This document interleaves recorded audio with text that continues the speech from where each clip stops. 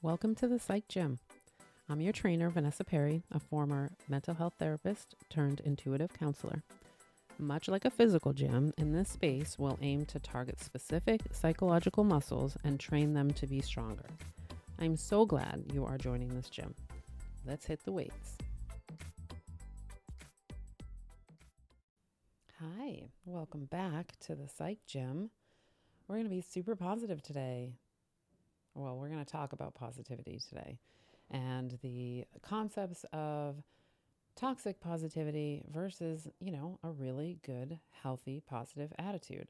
I feel like sometimes this is a fine line and we kind of argue about it. So I'd really love to dig into it a little bit deeper.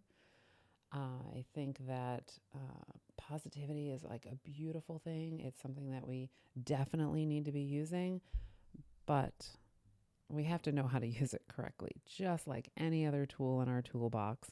If we're not applying it in the correct place, or if we're not using it in a way that is good for us individually, a lot of times we're going to either be ineffective or we're going to cause more harm to ourselves.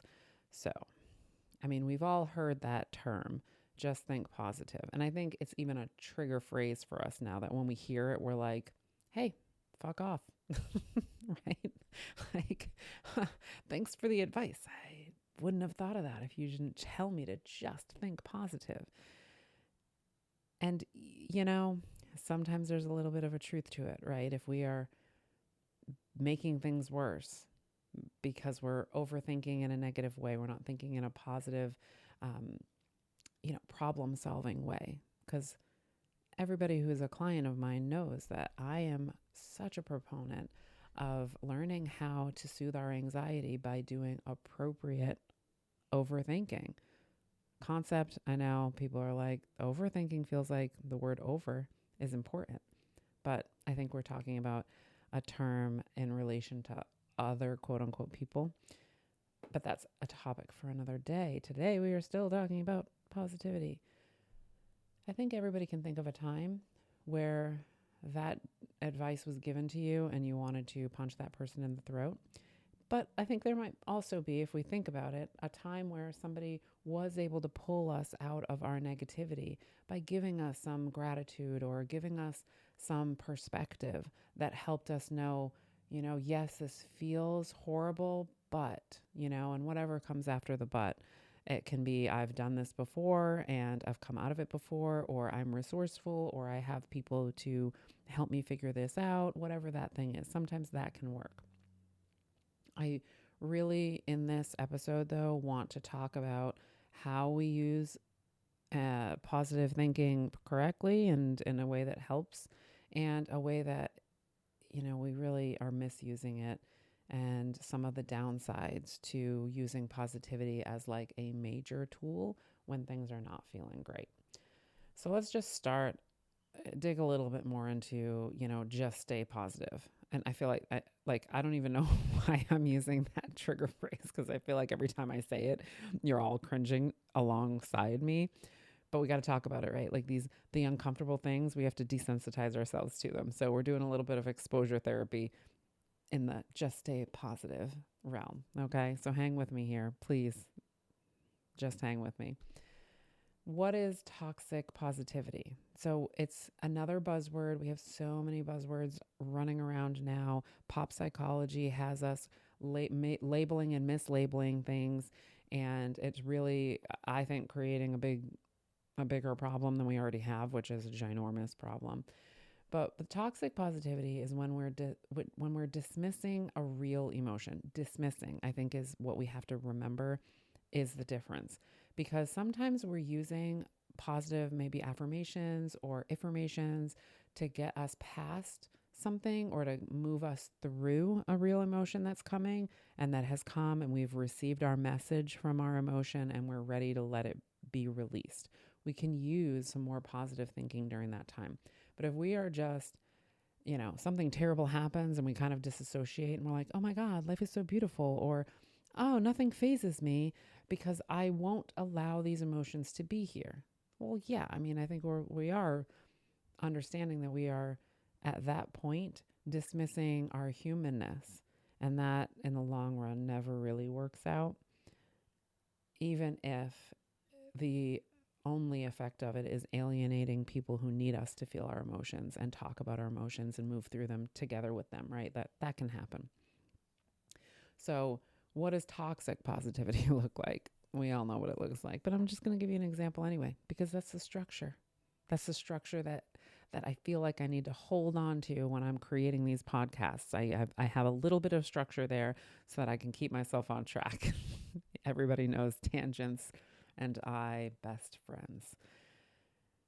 The easiest example that I can think of is when somebody's struggling, really, and they come to you and they say, my life sucks. I don't know what to do anymore.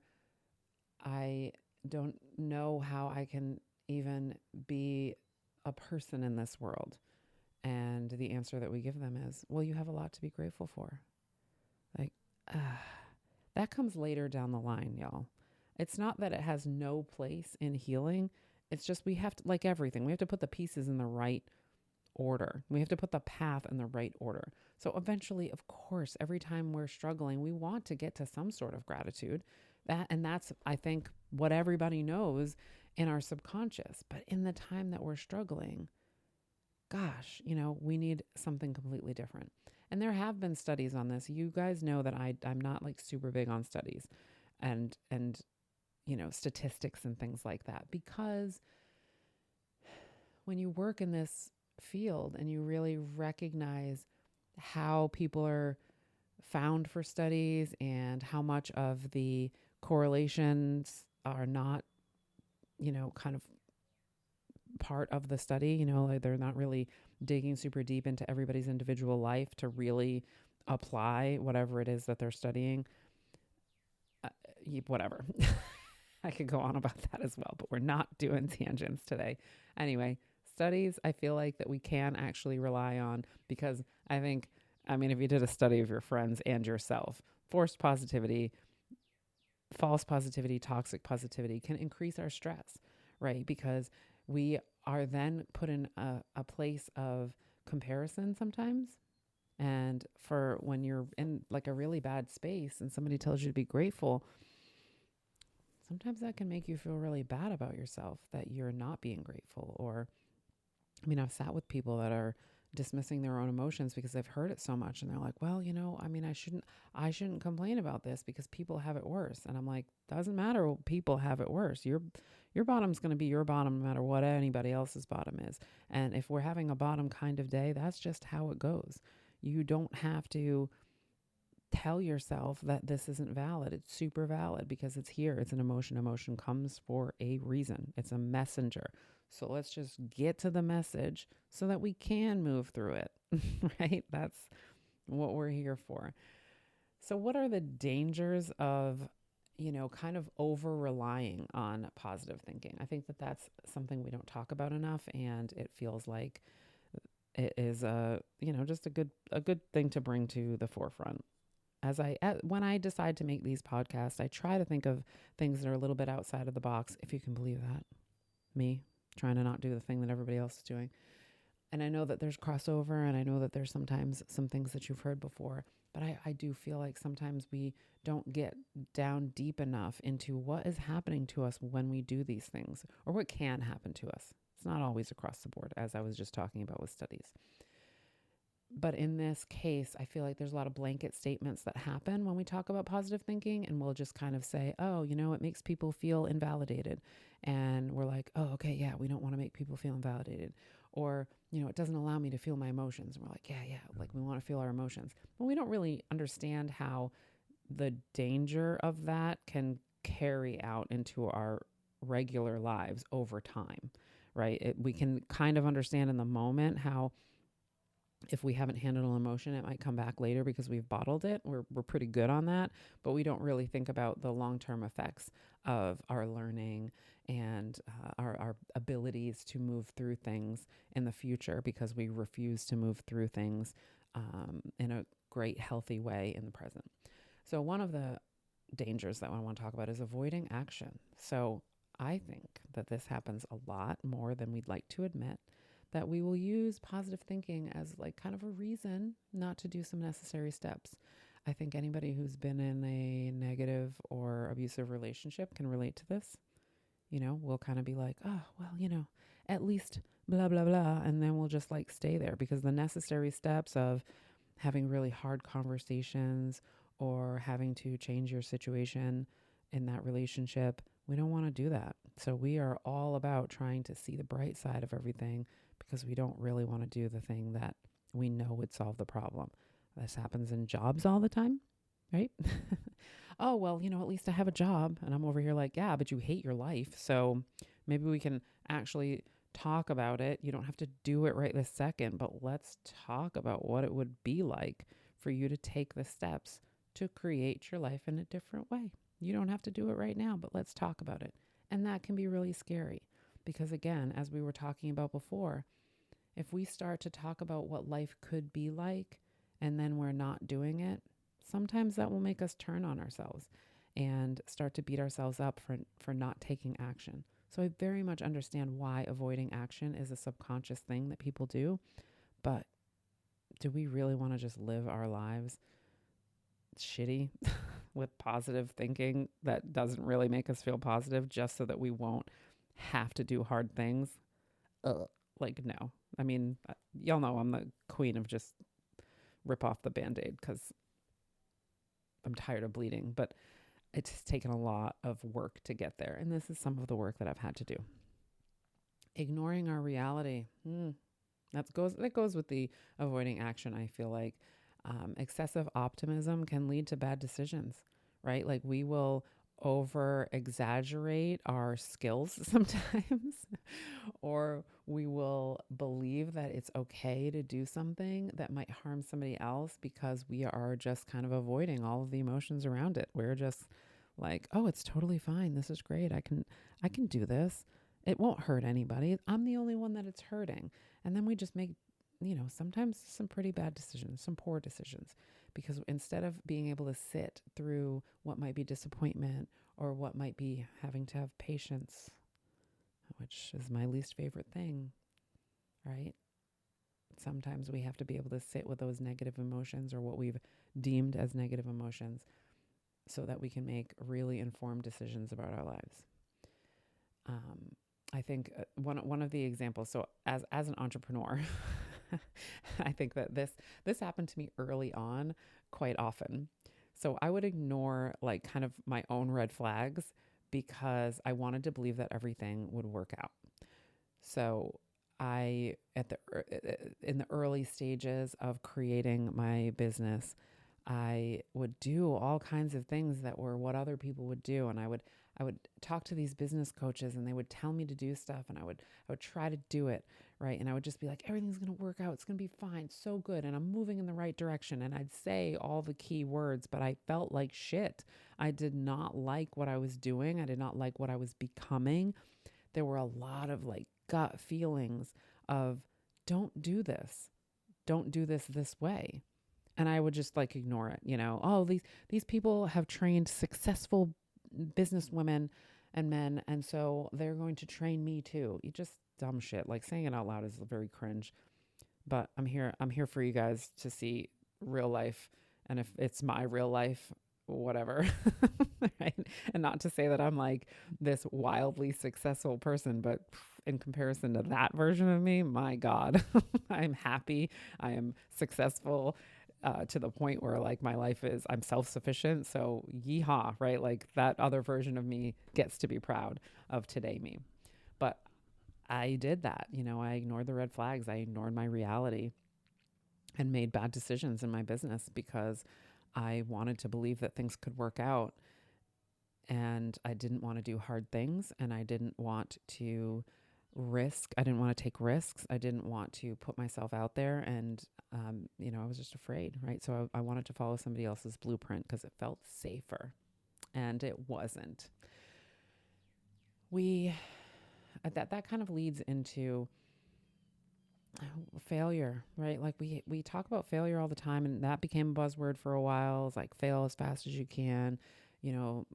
Failure is the foundation of everything, and yada yada, which is true. Like I'm not saying that it's not true, but I think that sometimes when we're overemphasizing a positive outcome, we will underestimate how important failing is, right? So if we're only going into our likelihood of success, we're kind of missing the point of what process is, right? Process is usually going to be trial and error. And so if we're feeling like we are not having any errors and we're only having success, we might be ignoring some stuff. Again, we might be going back to that ignoring reality. There's, again, some studies, but I was reading about it and it made me think, and I was like, you know what? Generally, this feels true. So that's kind of the only time that I'm going to give you what feels like studies and statistics, as if I am like, oh, that kind of aligns with what I've seen. And again, I haven't seen everything either. So please take even my thoughts and opinions and experience with a grain of salt. But if it lands and it feels true for you, then take it for what it is. Anyways, this study in the Journal of Experimental Psychology found that people often overestimate their likelihood of success following failure, and that can actually hinder our genuine progress and improvement, right? So it's like we are good at failing if we're letting ourselves be good at failing, but sometimes we are not really looking at what created that failure, again, because we're not wanting to take necessary steps. We're wanting to just kind of go, oh, but I'm learning and I'm growing, and we just bypass it instead of sitting in it and sitting in the failure and being like, holy shit, like this sucks. And I might fail bigger if I don't really sit here and figure out what I've done. How did it happen like this? And I've definitely watched that happen. I have watched people failing, and I try to talk about that failure and they do not want to talk about it. And they go forward and they fail some more, because instead of sitting with that negative emotion, or the what they've decided is a negative emotion, and really picking that apart and seeing how it got there, and changing even our belief systems, they just want to move forward, right? They just want to move forward on that surface level. And then they create more failures because they believe, oh, well, I failed, and so now I know how to win. Not if you haven't sat with it. Not often. I mean, listen, we all have, there's all the miracles out there, but on average, we've got to sit with our failure and really look at it, look at our part in it too, if we want to succeed in an easier way going forward. So I think also, the last one that I'll talk about, of a danger of, over relying on positive thinking, is that an intense focus on achieving happiness can actually result in self-criticism, right? So I had said this a little bit earlier. Sometimes when we are really feeling like, oh, well, I'm not happy all the time, you'll start to beat on yourself. You'll start to feel inadequate. Like, why am I not good at this? Why am I never happy? Heard that so many times in my space. Why am I never happy? And it's like, well, because I think right now, number one, there is an idea of what happiness is that you're over exaggerating, but also you got to let it happen. And you have to be happy for feeling your feelings, and you have to be happy for your growth, and you have to be happy for when shitty things happen and you move through them and you grow from them. You have to be happy that you grew, that you had the opportunity to grow. And that means, holy shit, sometimes we have to be grateful. There's that word. We have to be grateful for something giving it an opportunity to be healed. And that's what we have to do when we're not bypassing our emotions that say, hey, here's some intense shit coming up, and I want to be a happier person, and this thing is not helping me, so let me move through it. What is this messenger here to say? I'm going to handle my belief systems and move forward. But it's not about constant positivity. It undermines our mental health to believe that we are only going to be positive. That's why we have a range of emotions, y'all, because we're supposed to. So what's a better way to think, right? So, hey, okay, Vanessa, so now you've crushed positivity. You're telling me not to do it, which I'm not. Just telling you not to overdo it. What should I do instead? Like, let's be realistic. We will be hopeful, but we're going to be grounded in reality. Challenges are going to come. Negative emotions, or what we've decided are negative emotions. Again, like, I cannot say that enough. Anger is not a negative emotion. It has a story to tell. Disappointment is not a negative emotion. Depression is not a negative emotion. It doesn't feel good. The feeling isn't good, but it is all here to give you a message about what's happening in your life and what your subconscious or your heart or your soul wants to happen in your life. Okay, so if we can accept our challenges, we can move through them. Everybody has seen me in real time, sometimes on the Freud's Angels podcast, start talking and go, oh, fuck, here it is. Here's the thing. Here's the thing that I have to work on because I just said it out loud and now it's a thing, right? And I could go off the rails on most of these things that keep coming up for me. But instead, I've really worked very hard on having balanced thinking to be able to say, does this suck? 1,000% it sucks. However, once I move through this is never going to happen to me again. And that is something that I say to myself a lot whenever something comes up. This is not going to happen again because I'm going to learn all the lessons from it. I'm going to sit with it. I'm going to ask the questions. I'm going to go through the motions. I'm going to heal this issue within myself to the point where it will never be like this again. And that's the realistic part of it. It'll never be like this again. It might come back around, but it's not going to be this intense because I am going to do that work. I think sometimes an example of this that's easy for people to understand, and one of the places where I had to really work on this was athletes. They prepare for their setbacks as much as they prepare for their success, right? Because you have to be able to be resilient. And, as a hockey player and as a defenseman, I have taken like 90% of the goals personally. I'm not the goalie, but I have taken 90% of goals against, in my plus minus, my minuses, as personally. Like I was supposed to do something, and then I would get in my head, and I'd have like sometimes an entirely crappy rest of the game because I couldn't figure out how to get out of my own head. I couldn't figure out how to just learn the fucking lesson and go back out there and do what I know how to do. Right. So it is important to be able to handle setbacks. It is important to be able to have negative things happen, feel them, feel the intensity of them, and move through them rather than just shift them to the side because they suck. So here's some practical steps, and they're going to be as practical as Vanessa can give you. Reframe your challenges instead of denying them, right? Like I was just saying before, we have to be able to say, hey, this is here for a reason, and this is part of my journey, and I'm just going to do it, right? Like I'm going to take this head on. It does not have to ruin me. It does not have to steamroll me. Some things will. Some things will. Some things will come in and kick your ass, and that's okay.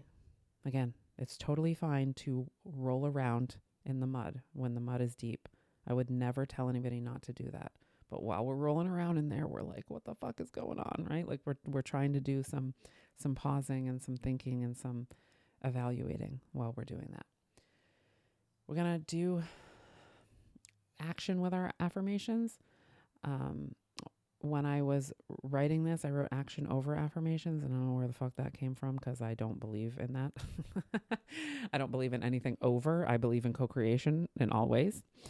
So we want to pair like our affirmations or affirmations or positive thinking with our actions, right? Like in being able to say, what can I do that makes me feel like I'm moving forward in this? And that can be changing the way we talk to ourselves or talk about the problem. It can be that simple. You could be doing body movement, somatic movement in order to release the emotion because you feel it in your body. We definitely want to be able to pair our thinking with some sort of emotion, whatever that is. It can be talk therapy, right? Because sometimes we say things out loud and we're like feeling like we're moving forward. So you're going to be able to figure that out for yourself if you sit down and say, what action makes me feel like I'm moving through this? And if it's positive thinking, just check in with yourself and say, am I pushing this away, or am I telling myself right now is not the best time to process, but I will get back to you? Because that happens. That happens to me quite frequently, right? If I'm having a rough day, I'm not taking it into my sessions. I'm like, you sit over there in the box, bullshit that's going on, and I will open you up later. I'm not doing it right now because my life is fucking good, and I'm going to sit down with my clients and we're going to have great sessions. That's positivity with my reality. My reality is over there waiting for me, but right now is not the time to process it. So I can do that disconnect, reconnect. I've had to do it for a long time. A lot easier for me to go back to it than sometimes when people disconnect and they're like, I'm not going over there. That sucks. Right? I don't want to do that. So you can ask yourself some better questions. How can I spin this? Right? I love that. How can I spin this? How can I learn from this? What can I actually do right now that helps me improve this situation? Is there anything that I can do right now that helps me improve this situation? So that's just a couple things, practical steps. I don't really like to give the 5 easy steps to blah, blah, blah. And you all know that.